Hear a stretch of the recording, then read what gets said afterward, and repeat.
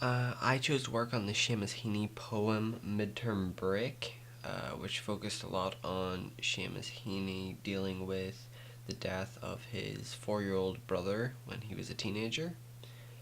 Um, I felt there was a lot I could do with the uh, wake atmosphere, and I wanted to kind of replicate what it's like to experience a wake. Having experienced quite a few wakes myself, including ones of younger children, I kind of came from the perspective of understanding where he was coming from in this poem, and it really struck a chord with me. So I wanted to try to replicate that as best I could. I wanted to create and stick with the wake atmosphere itself rather than try to make a story about that specific wake. I wanted to kind of give it a sense of this could be anyone or any family. So what I wanted to go about and do was find a great location, and thankfully I found a good location in my grandfather's house. So then I had to go about and get a rather large cast. I got a total of 10 people. I tried to go for different ages because I kind of wanted to give that impression that when someone dies, everyone around them experiences the loss. From young children to teenagers to adults and even the elderly.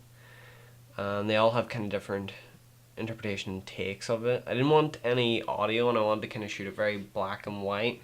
So instead, for the audio, I wanted soft music in the background and have several people do lines from Seamus Heaney's poem.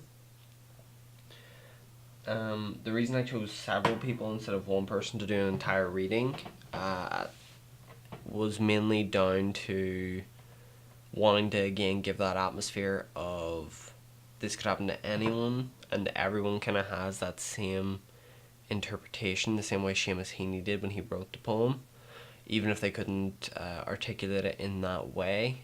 I thought it was a very powerful poem, so I again thought that a lot of people had that feeling like he did at the time, but unlike Seamus Heaney, couldn't articulate it the way he did. So I kind of wanted them to read it. The entire project was shot on a Canon 700D with an 18mm to 50mm lens. A lot of it was stationary camera and a lot of panning, especially inside. I wanted to kind of give the sense that a lot of time passes during a wake. Wakes in Northern Ireland are 3 days, so I wanted to kind of give the interpretation that this could all be 3 days of just continual reflection.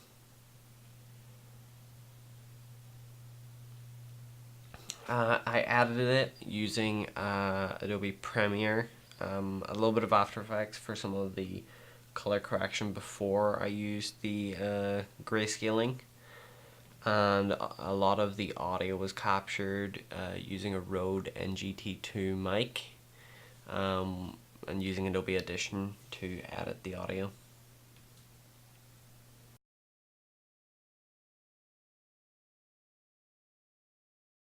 So for the opening scene, I had two characters walking towards the front door of the wake with someone standing outside. This is kind of a typical shot that you kind of see, or thing that you would see at a lot of wakes.